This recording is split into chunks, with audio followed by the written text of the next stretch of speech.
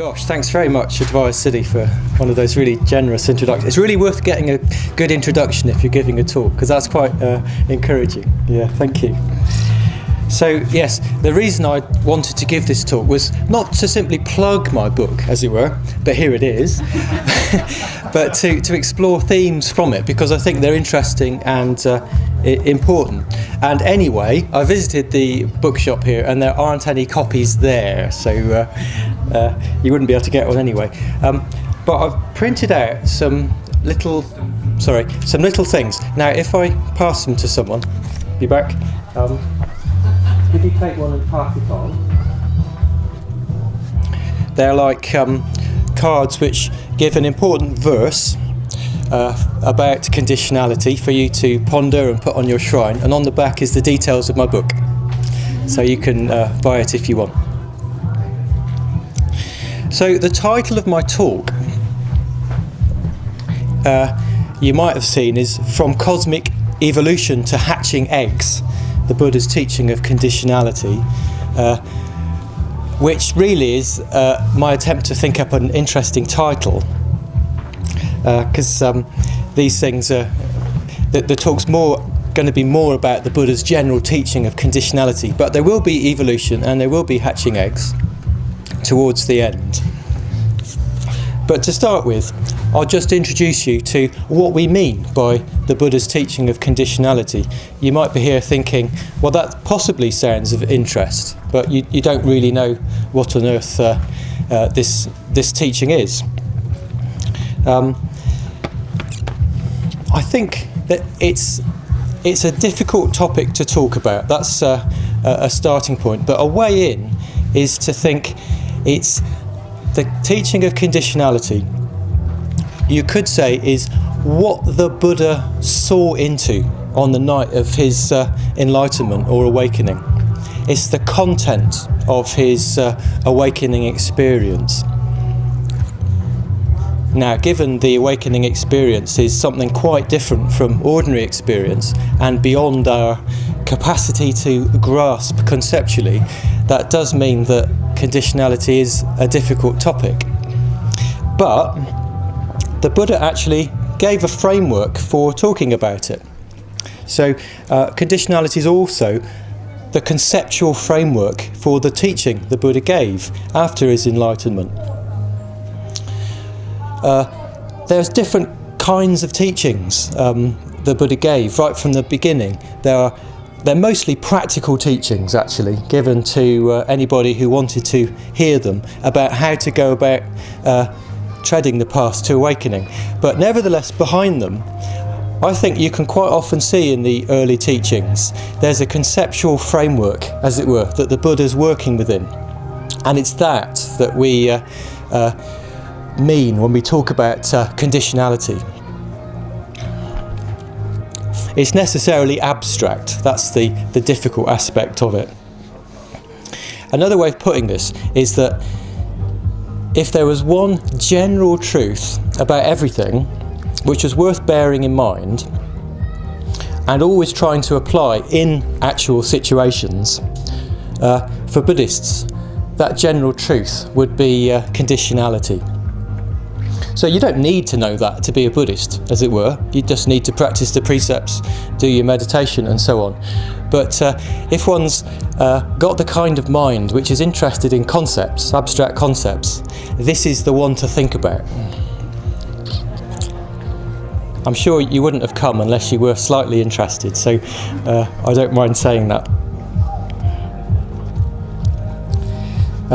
So let's go back to some basics, as it were, just to remind you, if you haven't heard this stuff. When I talk about conditionality, it's a word that I think it's the easiest word in English to get across paticca samuppada, which is a complicated Pali expression, which we usually translate as dependent arising, or sometimes dependent origination, or sometimes conditioned co-production. That's a very popular one. That's kind of my favourite translation because it's so weird in English. Conditioned co-production. I mean, what does it mean? And yet actually it sort of reflects the Pali quite well, which is a bizarre and ugly kind of compound, paticca samuppada, which means something like the arising which is dependent on something else. But that's really not very attractive in English. That's just a word. What it means is quite often spelt out in the early Buddhist teachings. In fact, when the Buddha introduces paticca samuppada, he usually summarises it in terms of an abstract general formula. And you may well have heard this as well. This being, that becomes, from the arising of this, that arises. This not being, that does not become. From the cessation of this, that ceases. So in that abstract general formula, these words this and that refer to simply different things. They could be different physical material objects or different distinct mental states. Could be anything. It's a completely abstract formula.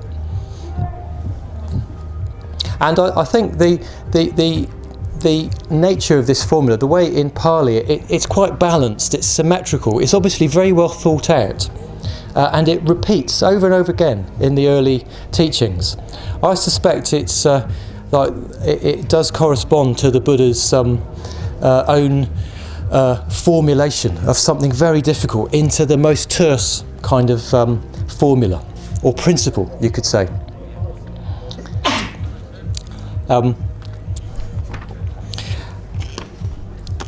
But I think it does need translating, even from that translation. Perhaps it's important for everyone to make their own sort of version of what it means. But mine is something like this. Everything that exists has come into being dependent on particular causes and conditions. And when those causes and conditions cease, the thing that depends on them will also cease. Everything that exists has come into being on particular causes and conditions, and when those causes and conditions cease, the things that depend on them will also cease. That's my paraphrase of the general principle. I'm sure you could come up with your own. Now, yesterday I was talking to someone here, and I said I'd written this book on conditionality, and he said, "Oh yeah, conditionality. If you've got mice in your house, sweep up your crumbs." If you've got mice in your house, sweep up the crumbs, which is actually much better, isn't it, than that long formula. It's very terse. It's pointing out that things happen on conditions. If you remove the conditions, the mice go away, and you don't have to get a cat. That was the point.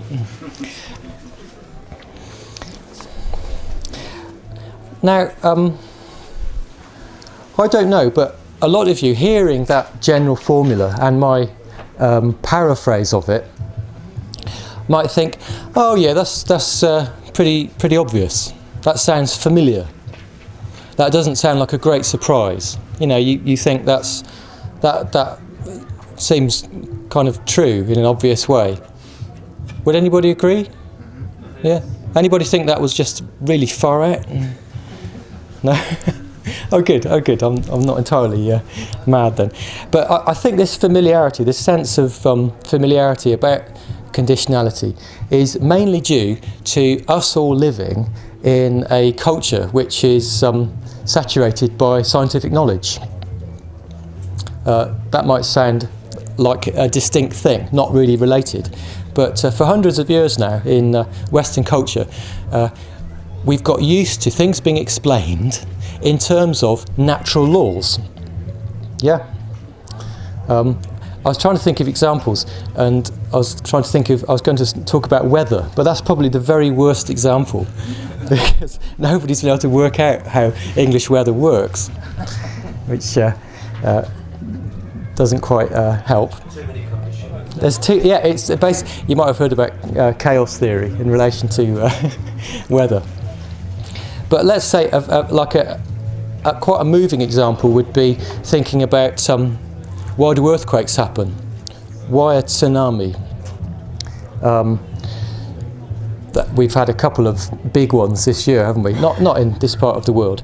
And before, hundreds of years ago, people, in trying to think about why did such an event happen, the human mind really wants to understand things, obviously. But when a natural disaster like an earthquake and something like a tsunami occurs, people must have been completely stumped.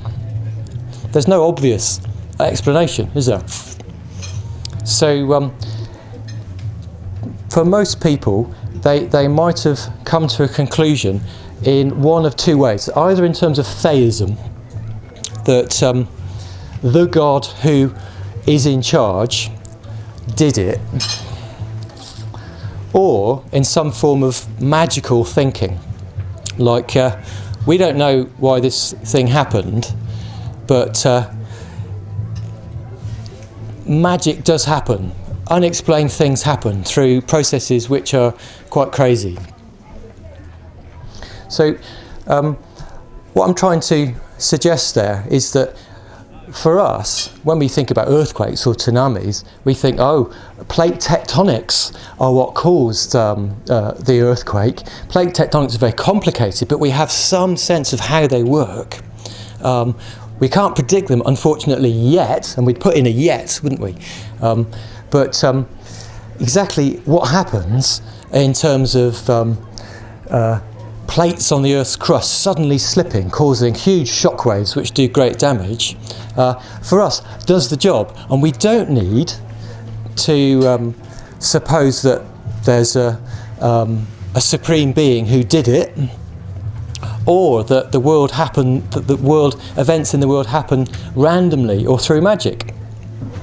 Laws of nature we experience now as permeating our experience, our sense of how the world is. And I think that's the reason why conditionality seems quite familiar to us, or perhaps obvious. And this leads to a paradox when we consider what the Buddha says about it. So here's a story. The Buddha's attendant, Ananda, his attendant for the last 25 years of his life. There's lots of stories in the Pali Canon, and it's not that they're supposed to be taken literally. They mostly make a point, and in this one it suddenly launches in. Ananda says to the Buddha, "Paticca samuppada, Lord, paticca samuppada." It's a really difficult teaching, but to me it's dead easy. It's as clear as anything.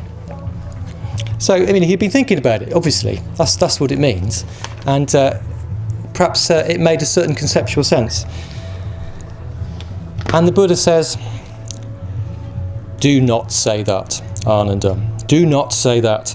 This dependent arising, this paticca samuppada, is deep and profound. It is from not understanding and not penetrating this dharma, this aspect of reality, that people have become like a tangle of string covered in mould and matted like grass, unable to escape from samsara with its miseries, disasters and barred destinies."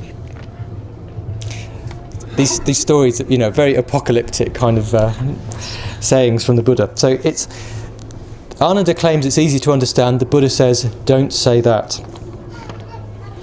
So what do we make of that in terms of the sense that it's quite obvious, really? There's a paradox there. So I'm going to tell you what the answer is, but this is a way to structure a talk, of course, isn't it? To set up a certain tension.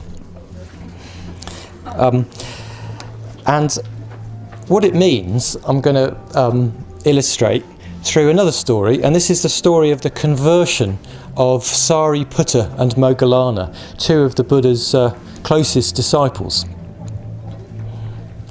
And it sort of reinforces the paradox, but helps us towards the solution.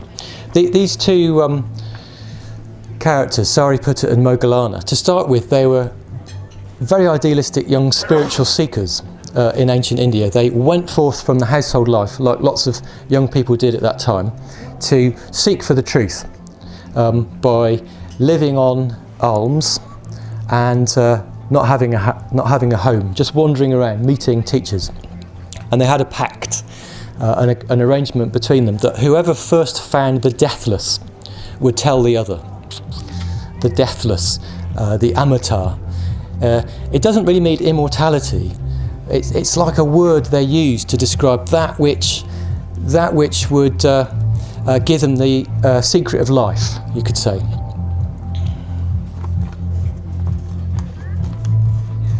And the Buddha's teaching turns out to be, nirvana is often called the deathless, by the way, so the Buddha thought of it in those terms. So once Sariputta was visiting a certain town, and he saw a disciple of the Buddha called Assaji. Assaji was one of the Buddha's first 5 disciples. And Assaji was on his alms round, walking very slowly, very carefully, very mindfully, with tremendous deportment and dignity. And Sariputta immediately rushed over to find out who was Assaji's teacher. He was so impressed with this man's whole bearing. He thought he must have something.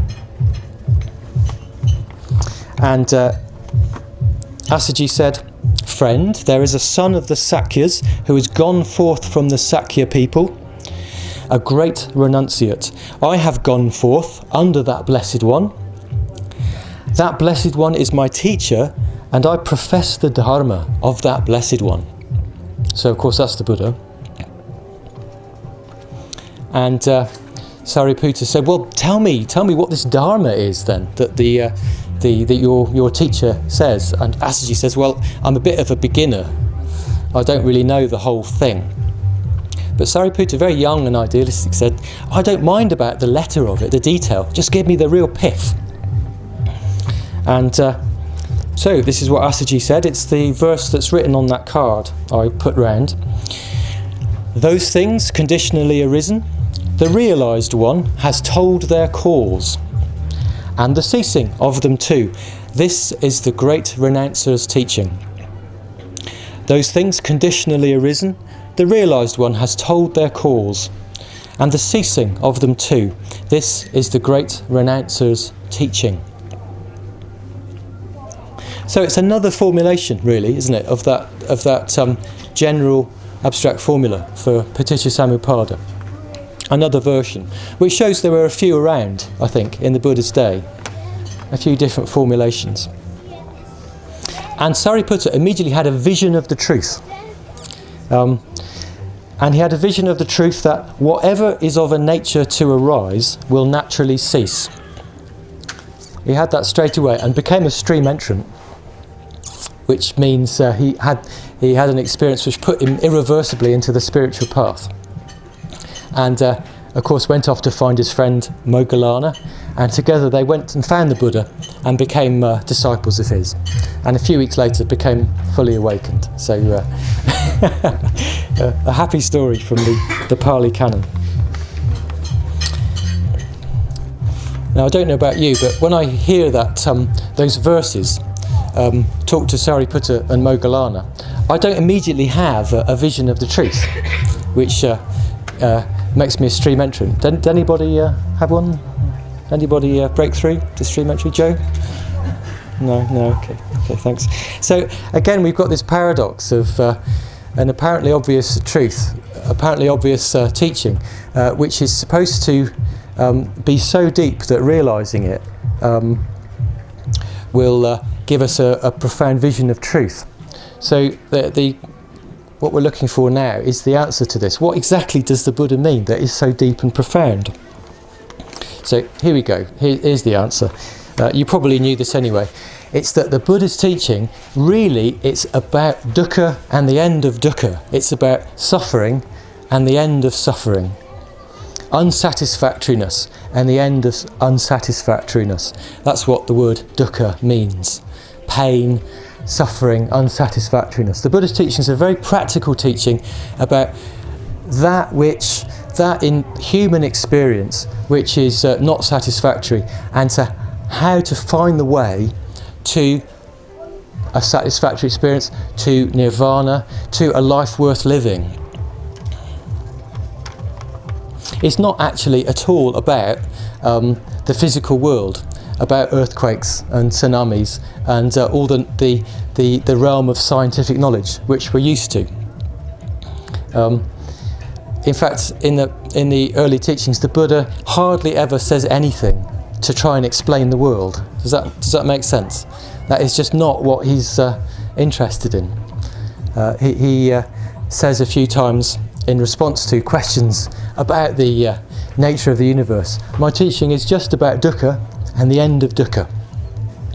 So here we have the solution to the paradox that paticca samuppada, dependent arising, conditionality, is about what's difficult in human life and how to overcome it. And that's why it's so hard to understand. I mean, if we knew what was difficult in human life and how to overcome it, we wouldn't suffer. It's hard to understand because of our passions, because of our aversions, because of our confusions. And it's not us individually. Everybody is suffused with passions, aversions and confusions. So, and the Buddha's teaching is quite counterintuitive in a way. It doesn't go along with the normal flow of how our minds work. It is about the cessation of those things which lead to suffering in our experience. So this is no longer an abstract conceptual formula we can hold in our minds.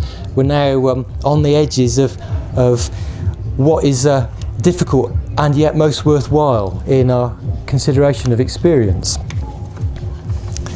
The Buddha's main way of explaining dukkha and the end of dukkha is in terms of a teaching called the 12 Nidanas.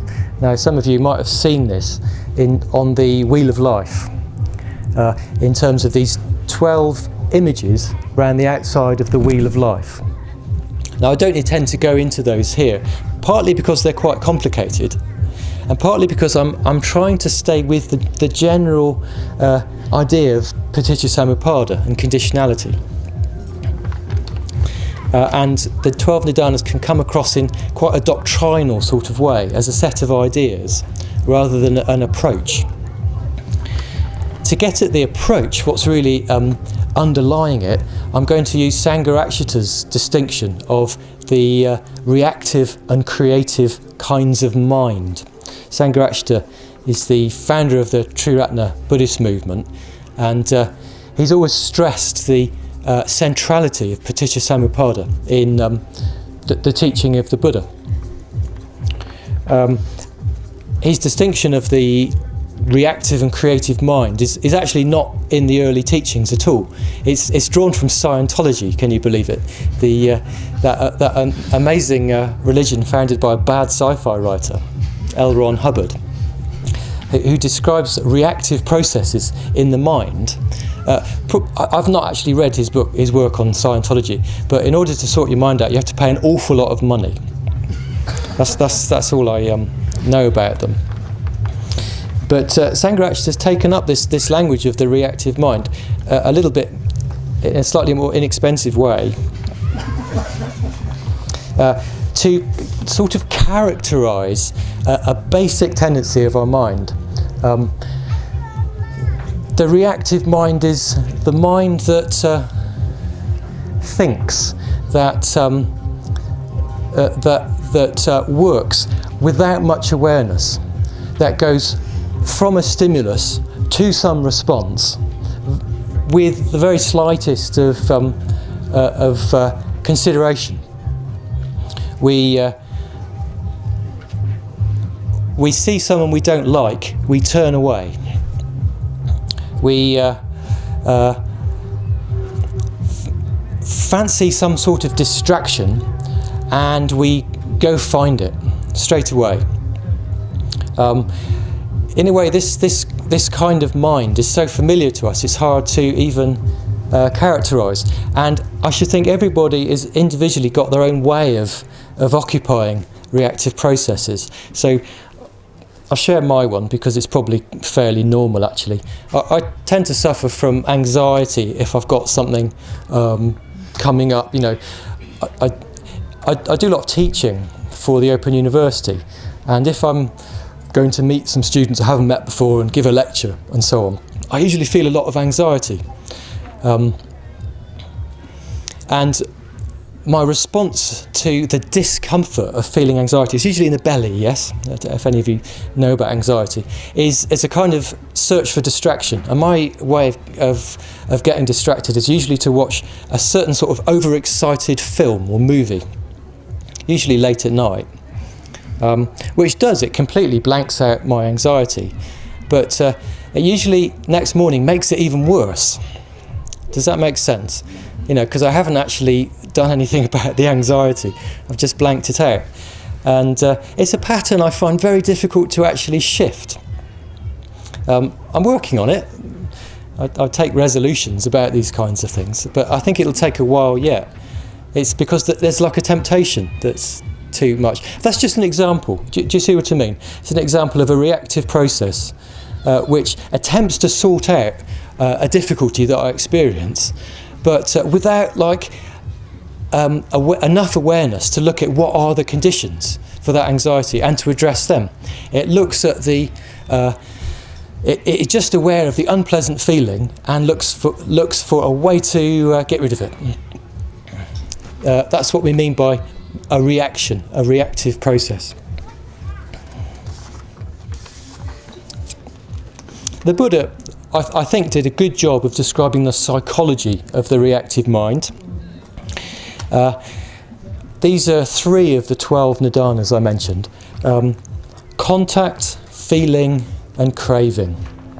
So contact means the meeting of a sense object with our sense organ and a consciousness which is paying attention, if you see what I mean. Like, you know, even now there's loads of sounds going on, but you're not really noticing them because you're not paying attention. Does that make sense? So those 3, consciousness, a sense object and a sense organ, are the 3 conditions for contact. Contact with an object. On condition of contact arises feeling, Vedana.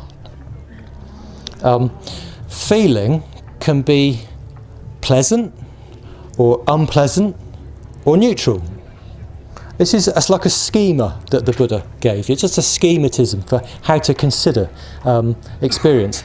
And what that means is I like it, I don't like it, or I don't care. I like it, I don't like it, or I don't care. So on condition of contact arises feeling. On condition of feeling arises craving. This word craving is tanha in Pali. It literally means thirst. It's a word that doesn't really mean thirst in a physical sense. It means the very strong desire to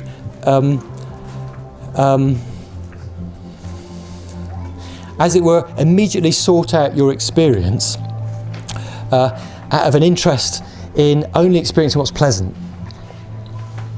I'm sure there's a really nice modern psychological formulation for this tendency of the human mind, or perhaps the mind in all animals. And craving means I want, I don't want, or I'm not bothered. So when there's contact with a pleasant object, with the sense of I like, comes in I want. And that's the beginning of a movement towards that likeable, pleasant experience. When there's contact with an unpleasant experience, which means I don't like, there's the experience of I don't want that and the beginning of aversion from it. When there's contact with a neutral object, I don't care, there's just a sort of blanking, spacing out, that kind of experience. Now, of course, this is a complete simplification of human experience, which is infinitely varied and complicated. But the Buddha's getting at a basic pattern, the pattern of the reactive mind. And from that basis in craving arises a whole mass of behaviours, actual behaviours, whereby we try to fix our experience.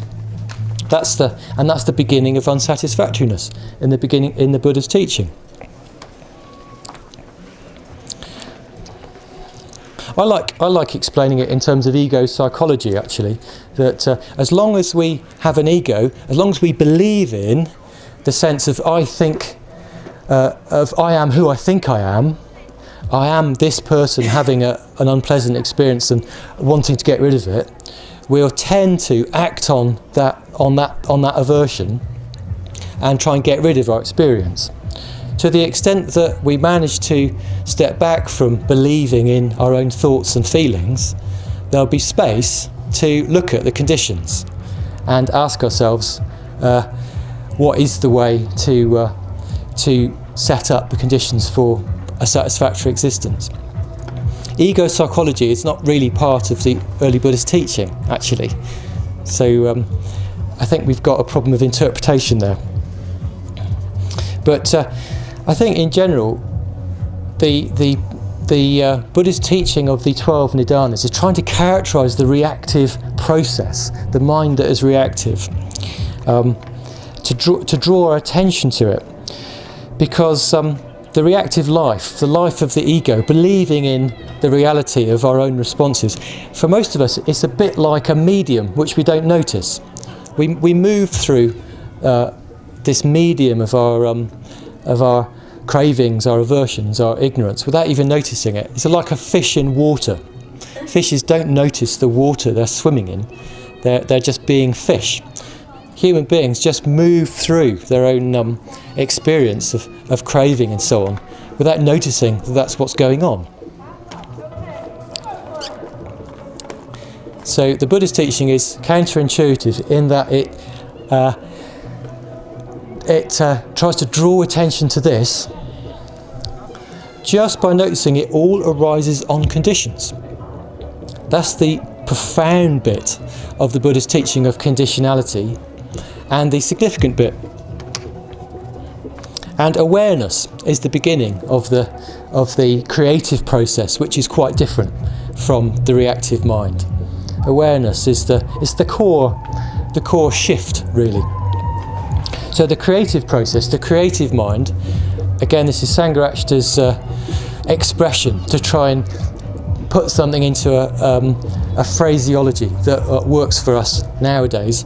The creative process is one infused by awareness, which isn't simply an automatic response.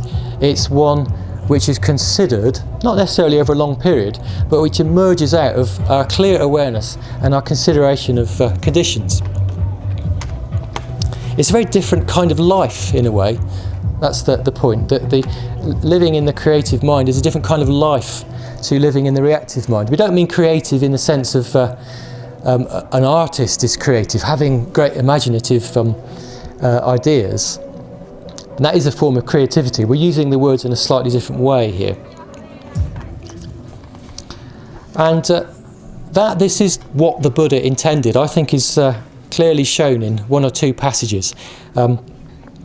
Here's a teaching the Buddha gave to a monk called Marlankyaputta.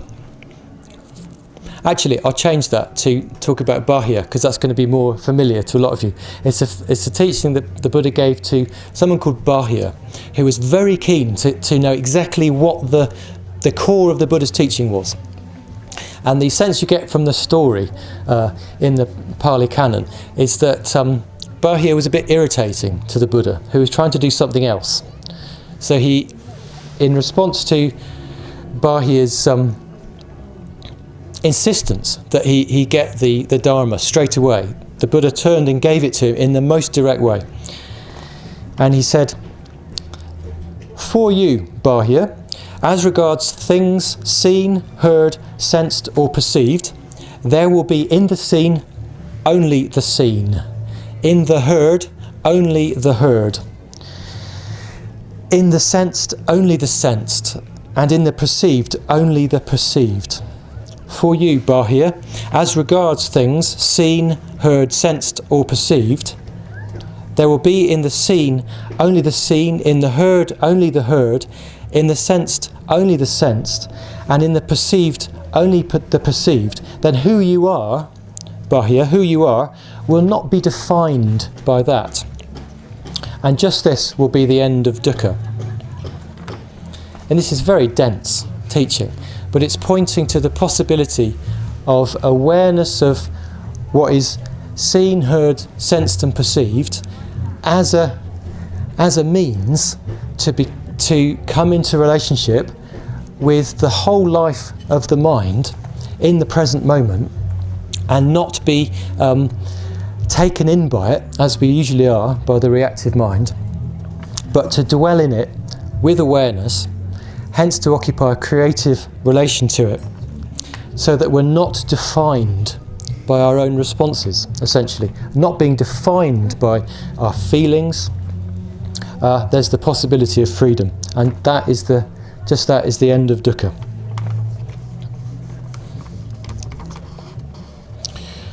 Whew. So that's a kind of summary of the 12 nidanas.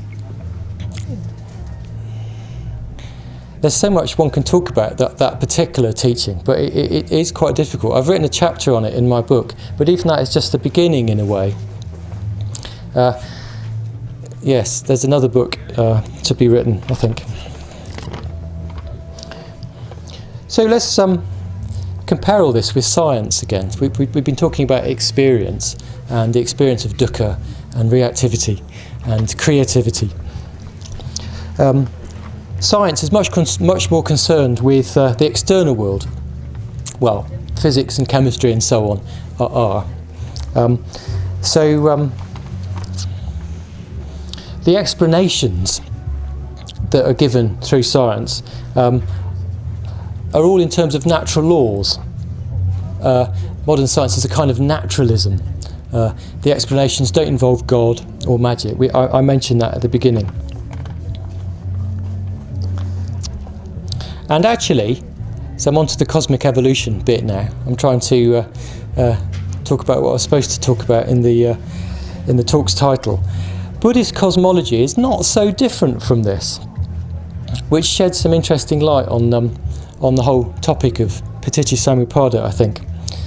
The Buddhist story of what the cosmos is like is pre-scientific. You can't take it literally. You can take it as a story.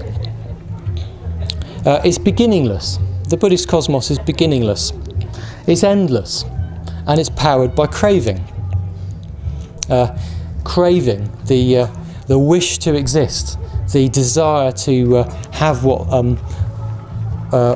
will make one happy, is the very basis of the evolution of the cosmos in the Buddhist mythic universe. So it's kind of, Buddhist cosmology is like an external story version of this deep truth about human experience, basically.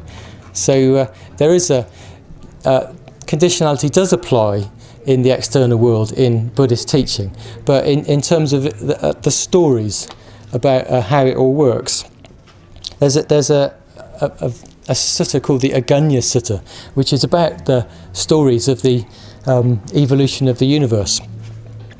And they start with beings, extremely refined and happy and long-lived, gods really, appearing in the empty universe at the beginning of a world cycle. But then at a certain point, through little bits of craving that arrive in their minds, they end up taking on physical form on the earth. And then at a certain point, when they become restless and unhappy, and not quite satisfied with their perfect godlike life, the surface of the earth becomes covered with a tasty substance. It's a very strange story, isn't it? So the surface of the earth is covered with a tasty substance, and one of these beings has a taste and thinks, this is fantastic, this is so delicious, and everyone starts eating it. And with the experience of a little bit of craving for this tasty earth, eventually it really crusts over and they can't eat it anymore. And then a very yummy fungus appears. And that becomes the next thing that these beings crave. And so on all the way down. Craving becomes the basis for human beings differentiated into sexes, having to farm, having individual fields with boundaries, and having to appoint a king to look after the law, to regulate human society. So this story shows as it were, the evolution of the cosmos in terms of craving, purely in terms of conditions, as it were. Under certain conditions, certain aspects of the cosmos come to be.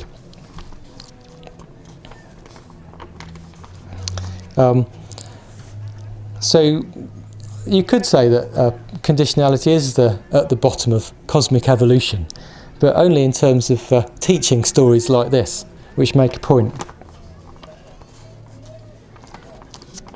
A way in which conditionality, though, does lead to an interesting congruence with our modern worldview is in terms of the notion of God, I think. I think we're used to, in modern science, the sense that there doesn't seem to be a creator God. That particular way of looking at things becomes less and less likely as more and more ideas arise in science which show that the universe just doesn't need such a being to be explained. And in the Buddha's time, of course, he knew nothing about science, but there's very much the same sort of conclusion to be drawn from the truth of conditionality. If things arise on conditions, if everything arises on conditions and ceases when those conditions cease, then there isn't any place in that system for a creator, as it were, who stands outside the system. There are just conditions leading to further conditions, all the way, infinitely backward in time and into the future. That's the logic of the whole thing. So the idea of a being, a superior being standing outside and somehow giving rise to anything without him or herself being having arisen on conditions doesn't fit. So there's an interesting congruence there between what you might call the atheism of science and early Buddhism. Early Buddhism is... I don't think atheism is quite the right word, is it? I'm not quite sure what the phrase might be. Non-theism. Pardon? Non-theism. Non-theism. Yeah. So there isn't a creator God. Yeah. Right. Buddhism is non-theistic. Non-theistic. Right. It depends what you mean by God. That's the problem, doesn't it? No, I think it's more than non-theistic. It's atheistic in the sense that there can't be a God if things arise on conditions. That's what interests me about this teaching of conditionality when drawn to its logical conclusion. There's a story about this, though, that I want to share in the Brahmajala Sutta. Again, going back to the beginning of the universe, when there's just empty space, a God appears at a moment determined by the fruition of his karma. That's how it goes. And he's the first being to exist in the universe. And after a while, this being thinks, I'm a bit lonely. I wish that there were some more beings. And right at that moment, some more beings appear in that universe as a result of the fruition of their karma. Ping, there they are, these beings. And of course the first being then thinks, my goodness, through my wishing that other beings should appear, look, they're here. And this story is the Buddha gives as a sort of ironic explanation of how come there can be a being who thinks he's God, who thinks he's a creator being. He's deluded, but in a certain sense he is the first one, and he's quite powerful, and they did appear when he wished. it's just a teaching story, but I think it just points to the Buddha himself being pretty much an atheist in this sense, and it completely fits with conditionality. Things arise on conditions. They don't arise. The universe didn't arise through the wish of a god.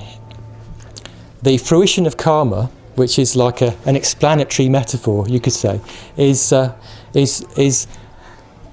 process that occurs naturally and not because somebody wishes it. Can we live in harmony with this kind of teaching about the universe?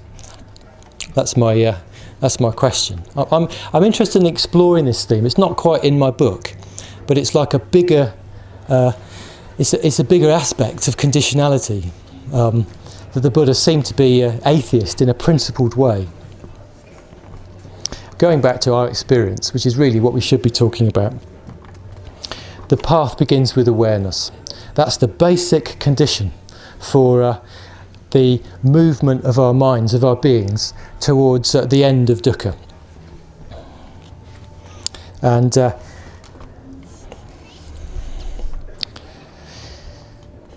awareness as a condition is if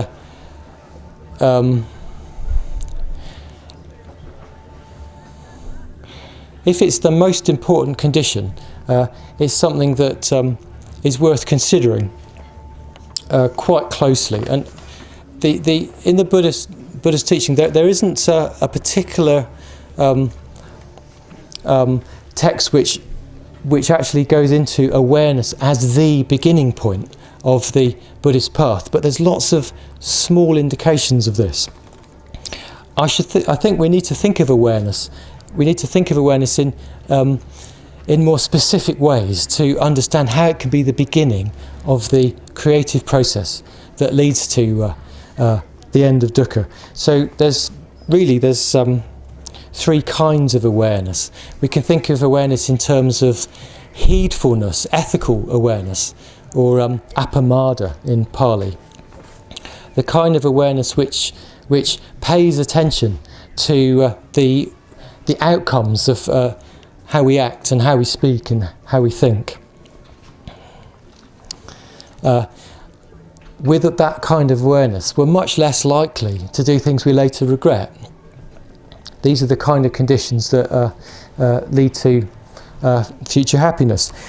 Another kind of awareness is a sort of philosophical awareness of where our views will lead us, as it were. Where our fixed ways of thinking will tend to lead us. And this is awareness in terms of wise attention, yoniso manasikara. And this kind of awareness takes our attention to the importance of our views in how we go about our lives. And there's a third kind of awareness, sati, which is the usual word translated mindfulness.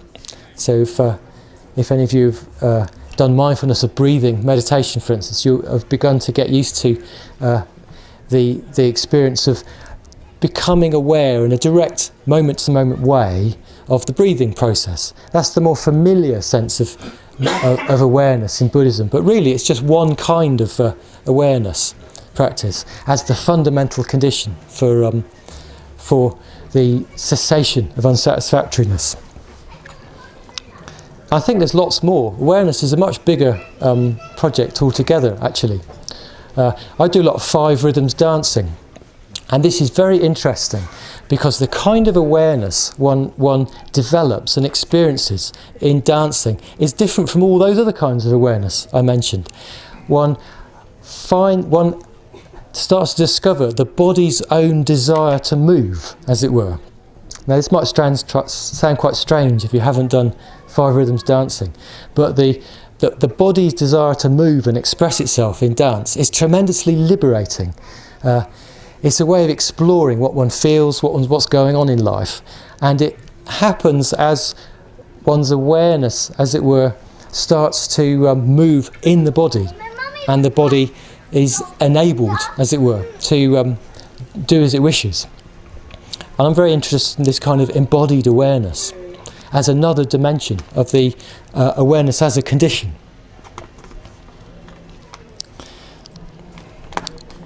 So I'll move more towards the conclusion of the talk now. The Buddha's teaching on the path to the end of dukkha, just like the Buddha's teaching about dukkha, is all about conditions. What conditions conduce to spiritual development of the mind and of the emotions, away from unsatisfactoriness towards more fulfillment, more love, more compassion, and so on. The very experience of liberation is described as arising on conditions. This is very important. It doesn't happen through wishing, as I mentioned before. It doesn't happen through the ego's desire to be liberated. It happens by bringing about through a process of bringing about conditions, and those conditions leading to further experiences. The Buddha's path there's several different suttas which describe the path. They all move through stages of meditation, through joy, rapture, tranquility, happiness and concentration, to vision of the nature of things, which is the point at which, through a meditation experience, a vision of the nature of things arises, on which basis we can directly reorganise how we live our lives. But this is quite far ahead. The beginning of the path, the Buddha describes in different ways, and it's worth knowing about these different ways. It can begin from faith, from hearing the Buddha's teaching, and from hearing the Buddha's teaching and having a sense of its possibility, its potential, this sense of faith.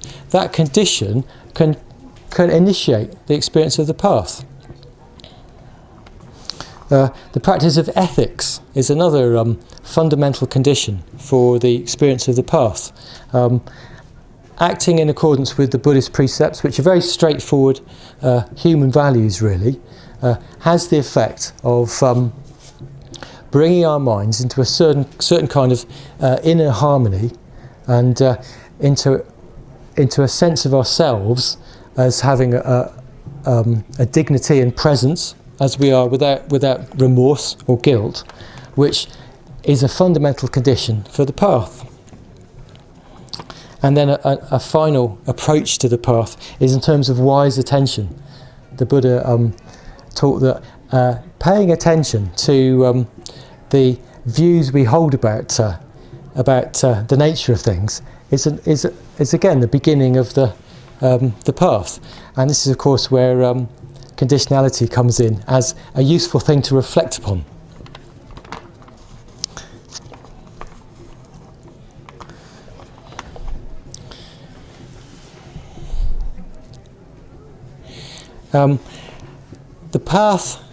The Buddhist path unfolds just as naturally as the way the craving mind finds itself doing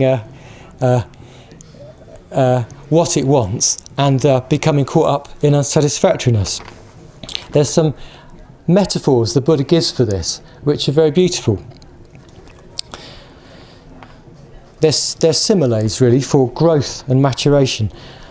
Just as when it rains, huge drops on the tops of mountains, the water pouring down the slopes fills up the branching clefts of mountain gullies. The full-up branching clefts of mountain gullies fill up the ponds. The full-up ponds fill up the lakes. The full-up lakes fill up the streams. The full-up streams fill up the rivers, and the full-up rivers fill up the great ocean. This image of rain falling, flowing through streams, rivers, lakes, down to the ocean, is the Buddha's simile for the unfolding of the path, from faith through ethics, through meditation all the way to nirvana. Again, conditions lead to conditions. And another simile the monk gives, the Buddha gives, which is slightly different. It's as if, monks, there was a tree flourishing with branches and leaves. Its bark crust will attain to complete development, and its inner bark, sapwood and heartwood, will attain to complete development. In the same way, monks, for someone ethical, established in ethical conduct, the basis of freedom of remorse is fulfilled.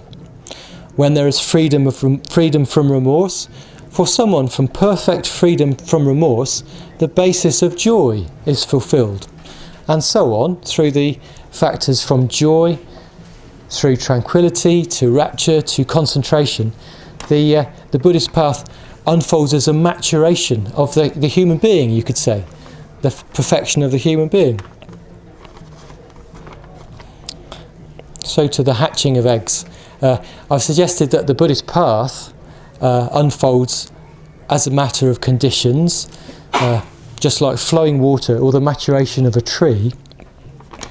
And again, this doesn't require us to make an effort starting from our ego's desire to sort things out.